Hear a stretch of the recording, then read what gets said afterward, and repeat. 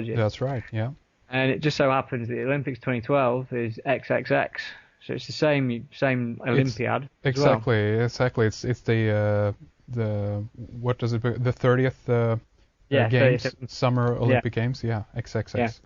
So right, then you start thinking, you know what I was saying about, for instance, symbology and stuff like that, and you've got McDonald's and you've got Starbucks and you've got Schweppes, all like essentially occult symbology. That's when people are buying into these things, they're subconsciously buying into this messianic event. You know, as I've stated before. Yeah. Well, if you think about this and the symbolism of the XXX, the triple X, think about what most single men do on the computers.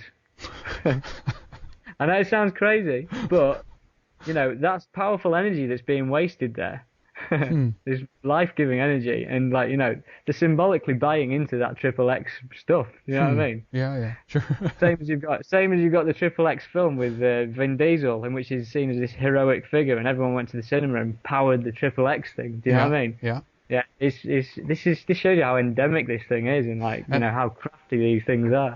Of course, and also I think if you convert the alphanumerical number on a alphanumeric system from 1 to 9, then I think X becomes 6. So it's basically 666 right there. 666. Well, I didn't know that, but that's good. Yeah. Right. So next thing on, moving into William yet again, with more stuff to do with him. It turned out a few months ago that he'd been made the 1,000th member of the Order of the Garter.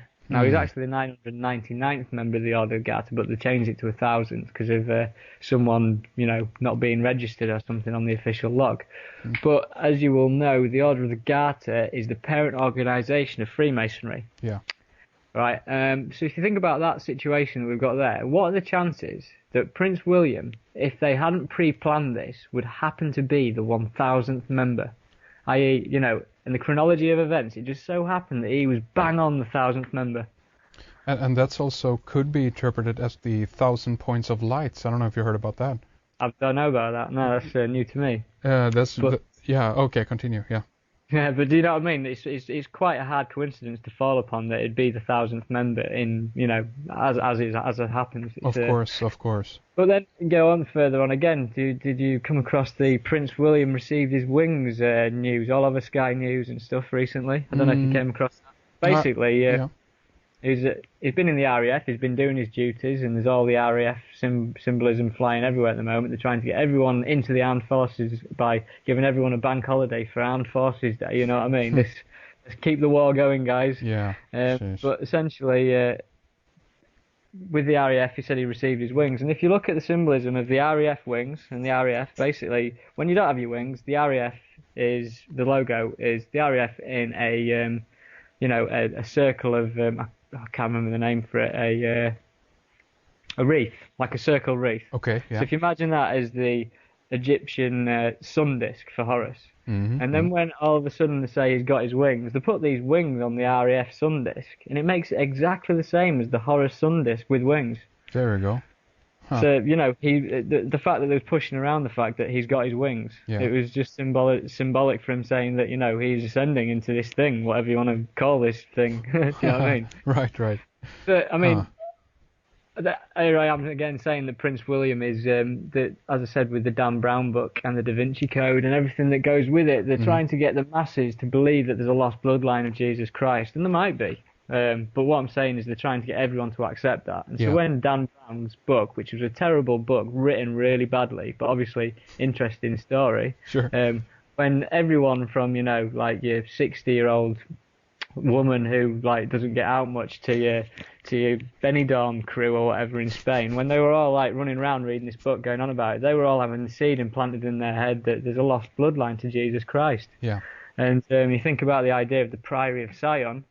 This thing is all to do with the Sion Olympic Games. Yeah. It's all part of the same thing. But moving on, obviously the last thing symbolic with the Queen as well is that it's a Diamond Jubilee in 2012. So they're going to be, really? They're going to be, which is a lot of celebrations. Yeah. But moving on, as always. Olympic bid 2012, the London Olympic bid. We received it and we received confirmation on July the 6th, 2005. The International Olympic Committee has the honor of announcing announcing that the games of the 30th Olympiad in 2012 are awarded to the city of London. The day after was the 7/7 bombings of London, but on that particular day, everyone, the news would have us believe, was full of like positive energy that Great Britain had won the Olympic Games. I mean, I think there's probably only about 2% who were bothered about it, but the media would obviously tell you that everyone was, going out getting drunk about it, but essentially no. Yeah. But what they didn't tell you, and it's been covered up by the news, but it's on the internet, but it never got covered in News 24 or whatever you watch. Basically, on the same day that London bid was won for the Olympic Games, right, there was a huge, well, I don't know what you want to call it, massacre on the island of Haiti, in which 24 people confirmed dead after more than 300 heavily armed UN troops carried out a major pre-dawn military raid in Cité Soleil. So what happened was the UN troops, which is supposed to be a peacekeeping force, not something that goes out and actually, does stakeout operations on drugs barons. Yeah. They did this pre-dawn military raid in which they killed 24 innocent people, right? And there's a lot of people looking into this. But what is symbolic is the place where it was. It was in Cité Soleil, which is Sun City, right? Yeah. Gets even weirder. It's one of the poorest communities in Haiti. It's one of the poorest communities in the Northern Hemisphere. It's got endemic AIDS, poverty, everything. People are starving in this place because of the way that it's, essentially it's been crippled by the power structure. Yeah. But basically, it's one of the poorest communities, as I've said, and it's in a place called Port-au-Prince. So it's Prince, Port, Sun City. On the same day the Olympic bid was won. Yeah. So what I'm saying is that symbolically you've got Prince and Sun, and then you've got this thing that I've connected with Prince William. Was this another thing equally like buying into an event with such a negative, horrible event in which the UN massacred loads of people, or 24 people? Its symbolism is right through it, and it gets even worse because basically the UN Colonel Marino suggested that ballistic tests can be done on the dead, and he says records from the Medicine Without Borders shows an influx of civilian casualties starting at 11 a.m. The numbers are on the Wikipedia page, so 11 a.m. brought in. And then you look into Port-au-Prince itself. Port-au-Prince celebrated its independence 200 years ago. I don't know what it celebrated its independence from because it didn't seem to get any better. But the bicentennial monument that they erected in the independence of Port-au-Prince just so happens to be a pyramid without a capstone and an Olympic flame at the top. Oh, nice. Right. So I don't know what that's saying, but you've got Sun City with a prince and you've got a pyramid with an Olympic flame on the same day that the Olympics 2012 bid was won. My that God. doesn't happen. That doesn't happen. It just doesn't happen. Too much in there. So obviously getting into touchy areas and stuff here because it's pretty dark, really, when you think about it. I mean, moving into the Olympics 2008, I found this out recently. The 2008 logo, have you seen the Beijing 2008 with the little guy and his wobbly legs? I've seen that, yes, yeah. It doesn't look very much like an athlete, but, given it's the Olympics and stuff. But it just so happens that if you decide to compartmentalise this logo into 4 different sections, it spells the word Zion. Really now? What are the chances that 2 Olympic logos in succession, both can easily spell the word Zion without any form of trickery? You know what? I'm looking at that as we speak here. I'm looking at your post about this, and that is incredible. Did you decipher that, or did you pick up that from somewhere else?